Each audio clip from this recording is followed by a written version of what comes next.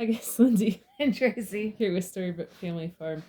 So I am so glad that 2023 is finally over because it was probably the most craziest year of our lives in terms of, big changes and switch ups and like taking huge leaps of faith. So, like, we started the year out living in a camper, waiting and praying and begging for the universe to please just give us some land in a place. Like, we didn't even care if there was a house on it.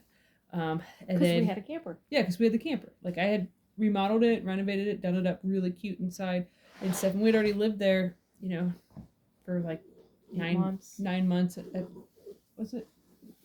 We moved in April, so like 8 months. Yeah, 8 months. We'd already lived in there for 8 months. We'd made it through a good portion of the cold, and we were like, okay, we don't even care what it is at this point. Like, whatever's meant for us is meant for us, and we're just gonna eventually find it and stuff. So we were pretty desperate, honestly, by the time that the new year rolled around, because it was really hard for us actually, like going through all of the holidays and not being able to host it, not being able to like have a Christmas tree, have Christmas stuff up. Like, it was really hard mentally and emotionally to deal with that. Plus there was other personal things going on at that time too, so it made things very difficult for us. But yeah, so then in February we is when we found this place, but it took quite a while for us to actually like secure it and to get it and stuff. So it was definitely a journey that was worthwhile. The reason that we were living in a camper, for those of you that are new here, we had actually in 2022 we had sold our house in town, so that way we could really like basically take a big leap of faith to try to get to get more land to homestead further on, and so that way I could get goats. I've wanted goats for forever, and that was the big pushing motivating factor to leave our small homestead in town that we had spent 4 years developing. Was because, well, I wanted goats. Like, I couldn't stop wanting goats, and also too we wanted the peace that came with the country and the quiet that comes with it. But yeah, so it was once we got this place, that was in March that we actually got the place. It pretty much just everything got away from us and stuff. Like, we were burning the candle at both ends and like non-stop work. The other big thing too was Tracy quit her job. 17 years. Yeah, she worked in the same factory for 17 years, and basically all of the craziness of everything that we were doing here and that I was struggling to do, it didn't align very well with Tracy working like 60 hours a week and being gone for over 70 hours a week. Like, it didn't really fit very well. So we took another big leap of faith, and she quit her job, and we actually, with our small business, we were able to make enough money to support us for the entire summer.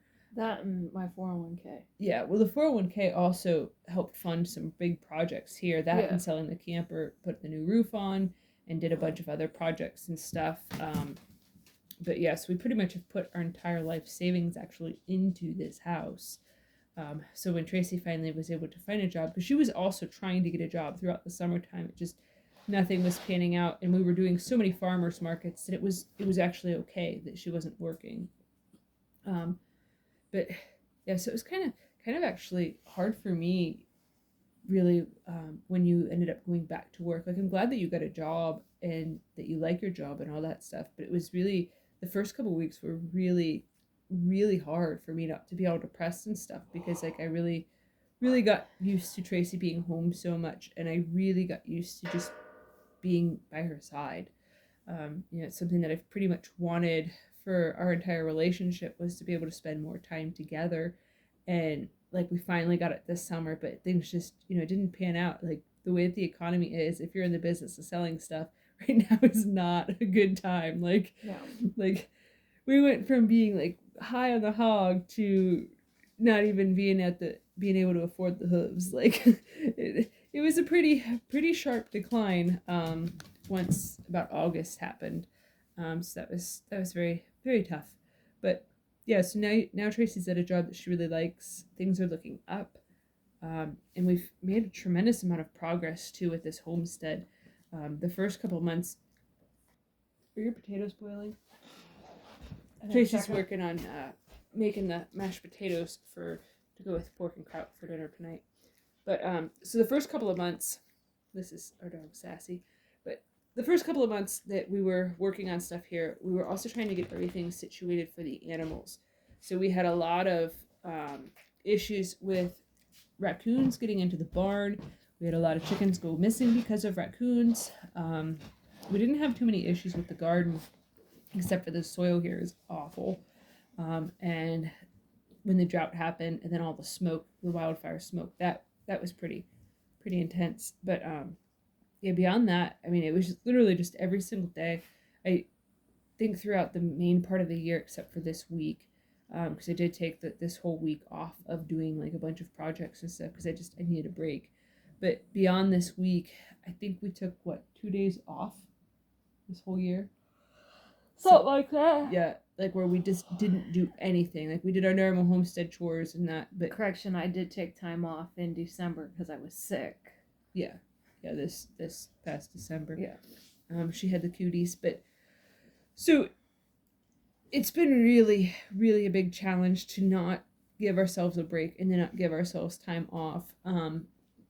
But so this week I decided that I was going to actually take till the rest of the year off just so I can sort of like reset, because for so long we were just basically going balls to the wall, just like crazy, trying to get so much done so quickly and stuff. And it was exhausting. Like, I'm a slave driver for myself, and yeah, I wasn't very kind to my body or to myself with trying to get so much done. But yeah, so for this year, moving forward, I think one of the biggest things that I want to try to do actually is to slow down, like to be very intentional about what I'm doing, because I enjoy like renovation processes and projects and stuff, but with how fast I've been trying to get stuff done here, I haven't enjoyed any of it, like at all. Like, I love to paint, and I've been in pretty much misery while painting because I'm just trying to get a lot of it done and stuff. Like, I've not been in misery. I've enjoyed it, but I haven't enjoyed it like I normally do.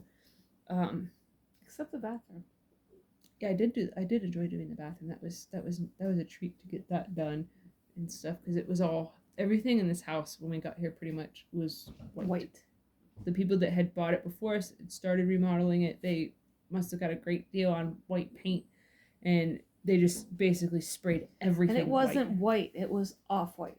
Yeah, a slight off-white that was also a flat paint. So all the grime and the dirt and the, from people's oils on their skin and stuff from touching everything, made everything like all smudged and gross. This is just very dingy. But so we still haven't done anything really in this room, in the living room. This will be the last room we conquer. Yeah. Because it needs the most work. Yeah. A big part of that too, though, is because we do have to we have to finish jacking the house up in here so that way the floor is more level. So then we can add we're either going to do paneling on the walls or put new drywall up. And we can't really do that until the house is done being raised back up. So we got probably, I guess, like an inch more to go with raising it up. So I mean, that's going to take a couple weeks to get it, up higher. And we also have to wait till the weather's not crappy, not wet, to go get the stuff to do the walls in here. Yeah, because we don't want to go get drywall and then the bed of the truck being soaking wet or start snowing or raining and stuff. It's been really tough too the last few weeks, because it has been so stinking wet. Like, we've gotten so much rain and also a little bit of snow, and the snow just, as soon as the sun comes out, it just keeps melting and stuff. So it's just, everything is mud city. So today we were pricing out to get some gravel to make a path that goes from the house back to the barn and then over by the rabbit area, because there's so much mud back there. It's like this deep of mud. So like to try to walk around, like it's like walking on a slip and slide. Yeah, and you're almost losing your boots and your shoes the whole time. And like Tracy almost fell tonight. Willie's almost a goat. Yeah. So we also have started breeding the goats. So Fawny, she's an experienced mom. She had her first kid last year, and I've been milking her since February. She was bred on December 22nd, and then one of the younger goats that we have, she'll be a year old in March, so she's of age to be bred. and stuff. She actually was in standing heat tonight, so we actually went ahead and we bred her tonight. So her due date is May 25th. Yeah. I couldn't remember what I told you. I did not sleep hardly at all last night. I've actually been up since 1:30 in the morning. I have chronic insomnia, and sometimes it's just... Which coincidentally, I didn't sleep until about 12:30 last night. Yeah. So yeah, we always joke that one of us has to stay awake to keep watch, because a lot of times, like, if I don't sleep well, Tracy only slept well while I was wide awake, and then the only time that I slept well was while she was wide awake. So it's kind of funny, and sometimes Willie, he'll end up getting in on this whole thing too, and he's which is nice because that means we both slept well at least one night. Yeah, because it's usually like somebody is always awake in the house. It's kind of a pain.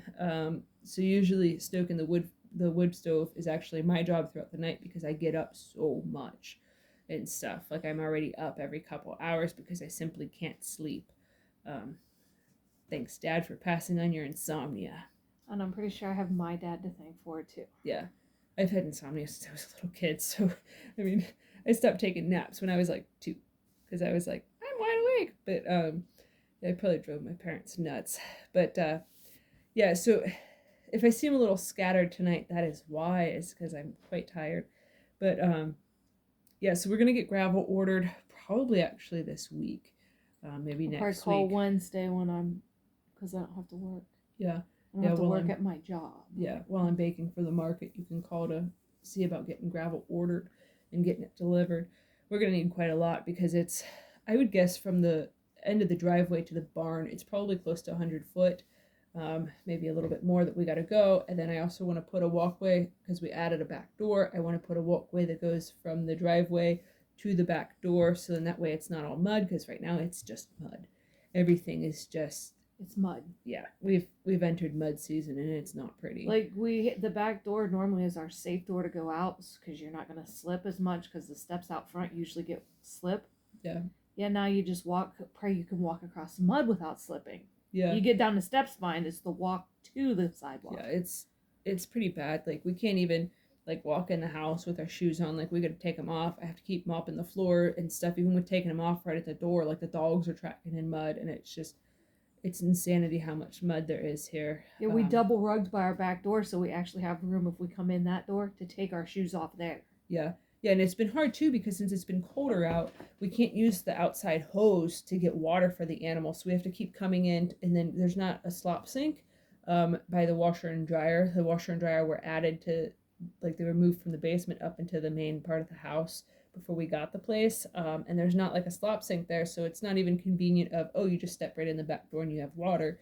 It's, you gotta then take your shoes off and then walk through the house to get to the bathroom, to then use the bathtub to fill it up on water, which comically on Christmas Day I had actually noticed that the bathtub drain broke, so I was at work. Yeah, all of Tracy's shower water was all over the basement, all over my power tools and stuff. That was not fun. By the way, Christmas Day is not the day for that stuff to happen, because if you don't have the stuff here to fix it, yeah, you ain't getting it. So we did not have a shower until the day after Christmas. Thankfully, one of the skills that Tracy learned when we bought this place was plumbing, because she had to replumb the whole house, and then I learned electrical. So, but yeah, so we had to fix that.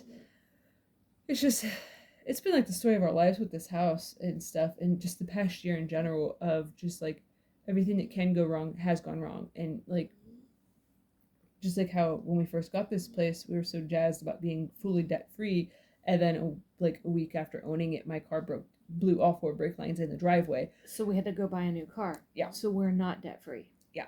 It's been a journey. To say the least, a very frustrating, exhausting, and tiring journey. That's why for the end of the year, I'm like, I want to take a couple days off of doing projects. Like, I want to do stuff that I actually enjoy, because I'm just so tired of fixing things that are broken, and it's been a doozy.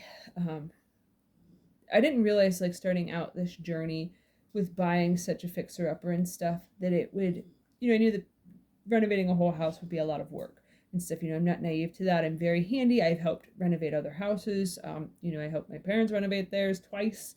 once as a kid and then once as an adult. So I mean, I'm familiar with the process, okay? But I did not realize how big of a burden it would feel to do all of this on our own. The only thing that we've hired anybody for was to get the roof replaced on the house because we are not fans of heights. We have no desire to ever do roofing, and our house is very steep roof. We also had that guy install our back door.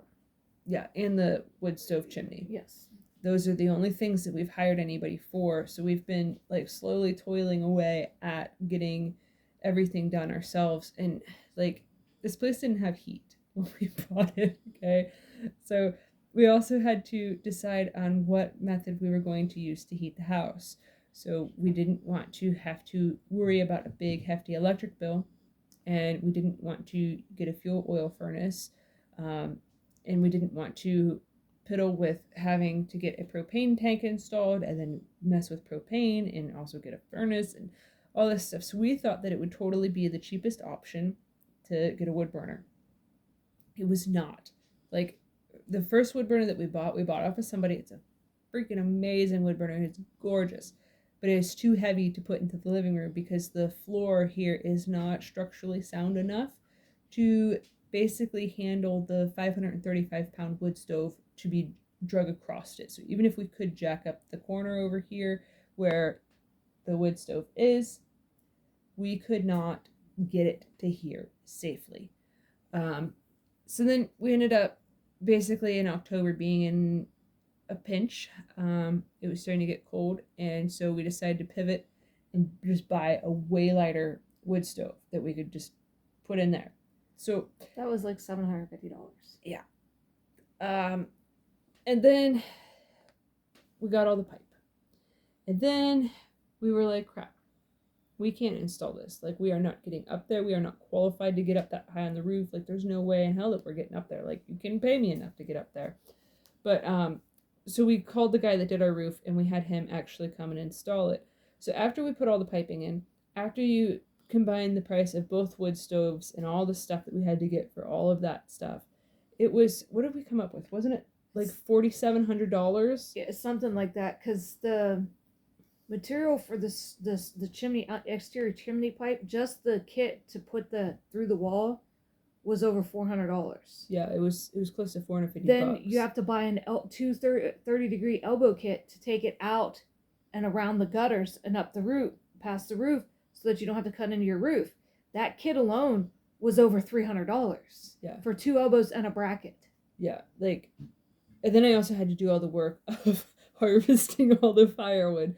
So I managed, there is, we have 2 acres here, and it's about 50% of it is wooded. So what I did was, there was quite a few down trees, so I actually just cut up, like, as much of that as I could. So I ended up with, right before winter started, about 3 cords of firewood, and, like, some of it's pretty good, some of it's kind of crappy. So, it still burns. Yeah, it still burns, but I have more wood that I'm going to have to go and get, which I have places I can go to get wood, that are relatively close to here. And I have more wood in our woods that I can cut up and stuff that's already been seasoned, that's already been down for God only knows how many years. Somebody before us actually cut some big trees down. There was, I think, 3 large trees cut down, like big. There was a big maple tree and 2 cherries. So that's that's really good wood. It's very seasoned. It's perfect to burn. That's what we've been burning and stuff. But like, looking back in hindsight, I really wish that we would have just went ahead and just got like an electric furnace, like, which we probably will in the next year. Yeah, get a furnace, so then that way when it's really cold, we use the wood burner too. Yeah, and we'll probably still primarily use the wood burner, but it is kind of a pain to have to really rely on making sure that you get up in the middle of the night to put wood in and stuff. But it's not, like I said, I'm up all the time anyway, so it's not that big of a deal. But there's been quite a few times that I've like not wanted to get up, but I've been like, I have to get up. So she's like, go take care of the fire. Well, there's a couple times I feel almost like we have a new baby, like that we're like trying to like trade off, like who has to go tend to the baby and stuff in the middle of the night. Like, I know it's totally not the same. Like, I think it's funny because I go to get up because I have to pee, and she's like, are you going to take care of the fire? I want to say no. I'm just going to the bathroom and coming back to bed. You can get up, go take care of the fire. Oh, because sometimes I don't know if you're just repositioning in bed or if you're getting up. But yeah, so it's been going good with the fire. We do enjoy it. It is adequate to heat the whole house. We've been very comfortable and stuff. Yeah, I don't even know, like, project wise, like, all the way, like, we've made a lot of progress on the house, even though it doesn't feel like it for us. A lot of it has just been like really ugly stuff. Like, it just needs painted and stuff. So we do have to put new flooring in the kitchen. But that's got to wait till we finish jacking the house up, because we are going to add like a plywood subfloor to try to really dial everything in. The floors in here really are not in that great a shape. The original wood floor is still in this house, but I don't understand why they built the house the way that they did. The floor joists for the first floor, they're, I think, 24 inches on center. 22 or 24. Yeah, something like that. And the floor joists for upstairs, right up there, are the appropriate, like, 16 inches on It's center. almost like the house was built as a one-story and the second story was added on at a later date. Yeah, it's kind of bizarre how it was done. But I mean, it is what it is. But so the living room, obviously, as you guys just seen, it needs the most work. So we have to do the walls, we have to do the ceiling, and we have to do something with the floor. So I mean, that's a total reno redo. The bathroom, the toilet was already relatively new looking in here. There was a new sink here that just needed installed. It was actually just sitting in the kitchen, and it was really nice. It had like the granite countertop and all that stuff. Very heavy. Oh yeah, we lifted that together. And we so still hard. weren't sure that we were going to be able to lift it high enough to get it on top of the vanity. Yeah, it was like some superwoman stuff. It reminded me of when we still lived in town.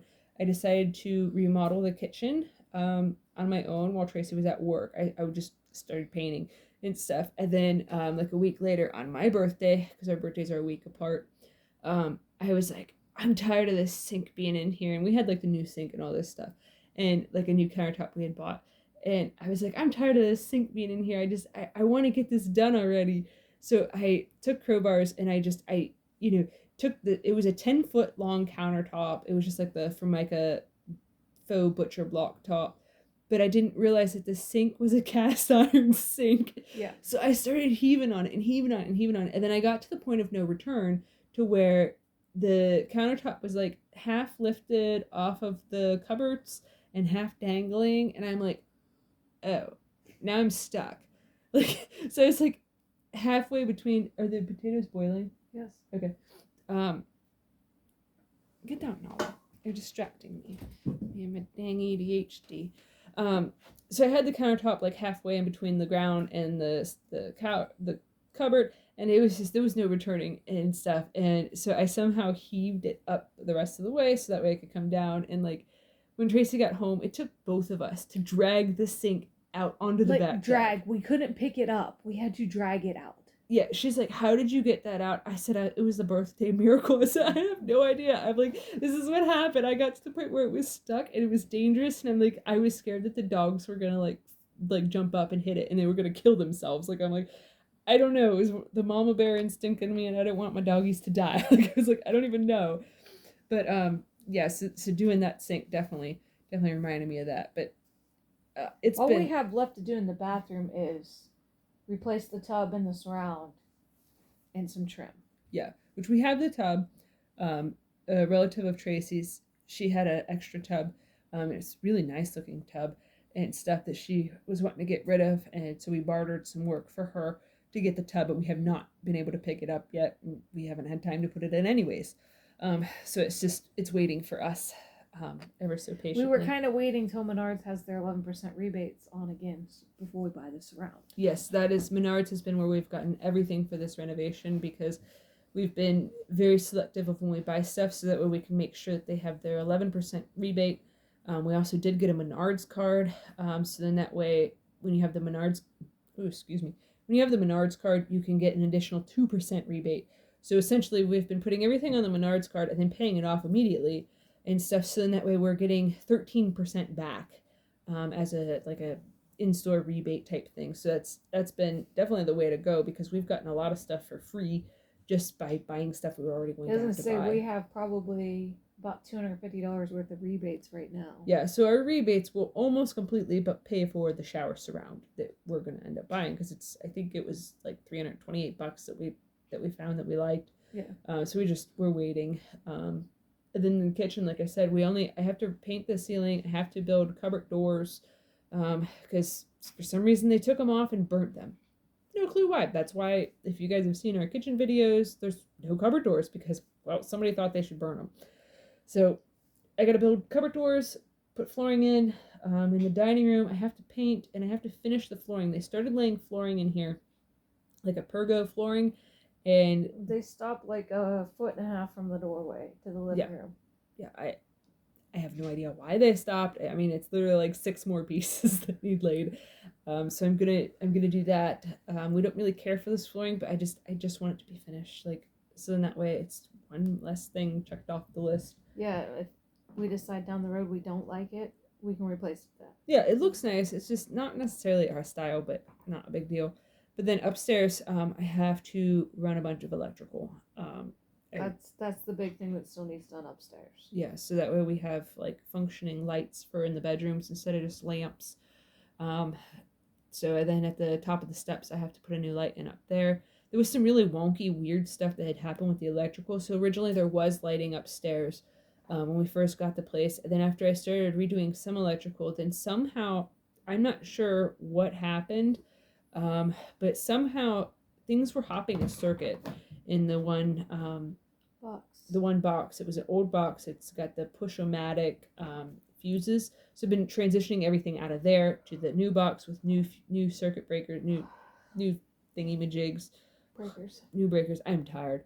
But so I've been working on doing all of that. But somehow things like jumped a circuit, and when you would turn the light on in Willie's room, it suddenly was controlling the light in the landing at the top of the steps. And I was like, this isn't right. This is definitely not safe. So I shut it all off, and because they were running off of 2 different breakers out of that box. Yeah. The same lights. Yeah, it was. I don't even know what was going on, but something funky was happening. So I just shut them off because I'm like, this is safer. Like, I'm not dealing with this because the outlets were ran on a different circuit. Yeah, the outlets were all in the new box. They all had newer wiring. So probably in the 90s or early 2000s, it was redone for the outlets for upstairs. So that was all done properly. But the lighting for upstairs and the lighting for in the dining room, the kitchen, the living room, and the bathroom, all of that was all the original wiring of the house whenever they first wired the house, and God only knows when. So it's very old wiring. My dad said that he thinks that it was like in the 60s when they stopped making that wiring. So it was sometime prior to the 60s that this house got electricity, which, big surprise. That it's probably around the 30s. Probably. He had said that it was between like the 30s and the 60s that wiring was used. But yeah, so I've been slowly working on upgrading all the electrical and doing all that when I have time, but I haven't done any of that in a while because it's been put on the back burner. It's been, such a priority of getting heat. Like, we didn't have actual heat until, like, what was it? The end of October, toward the end of I thought it was mid-November that it was installed all the way, but I'm not positive. It might have been end of November. I thought it was end of October though. Yeah, I don't know. Yeah, so it's been definitely been a journey, but we are planning on expanding the goats. Not keeping any extra babies. We are breeding all of the goat does, so that way we will have 4 in milk for me to milk in the coming year, in season. So that'll give us quite a bit of milk, so that way I can make cheeses and do different things with the milk, make ice cream that won't make my stomach upset. That'll be nice. Yeah, and I know that we're planning on when the geese start laying eggs, we're going to incubate their eggs, and we're going to do the same with the turkeys and with the ducks, so then that way we have enough for us to use for our own meat consumption. And possibly sell some. Yeah, we are planning on selling some birds. We have talked actually extensively about getting out of doing quail, because they really are just kind of a redundancy on this homestead, and we don't eat the meat very often. It's just not something that is, they're just such small birds that it's really not, it's kind of cumbersome to have to then like debone this little itty bitty micro chicken and stuff. Like we raise bantam chickens, so we're already used to eating small chickens, but like these are ridiculously tiny. Like I feel like a giant as I'm like trying to like pick up this little teeny They're tiny like the bird size egg. of a robin. Yeah, I think they're smaller than a robin. They might be. Like a robin mixed with a wren.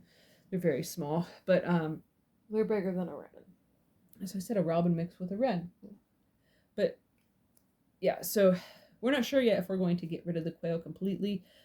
We are actually looking to get rid of at least half of them because they're not giving us eggs right now, and that's just extra mouths to feed when they're not giving us anything in return. And it really is not very hard to just incubate more, get more in the spring if we want to. It takes like 18 days. Yeah. So if you're local to us and you're interested in getting into doing some quail, we are planning on selling our one quail cage, and some of our quail, or we're just going to butcher some of them if we don't find a buyer soon for some of the adult quail that we have already established. So there's that if you guys are interested in, trying to get into quail for a New Year type of thing for your own self-sufficiency, because they are great for if you live in a small space or have like a homestead that's in town and you can't raise chickens legally and stuff because they're considered like a pet.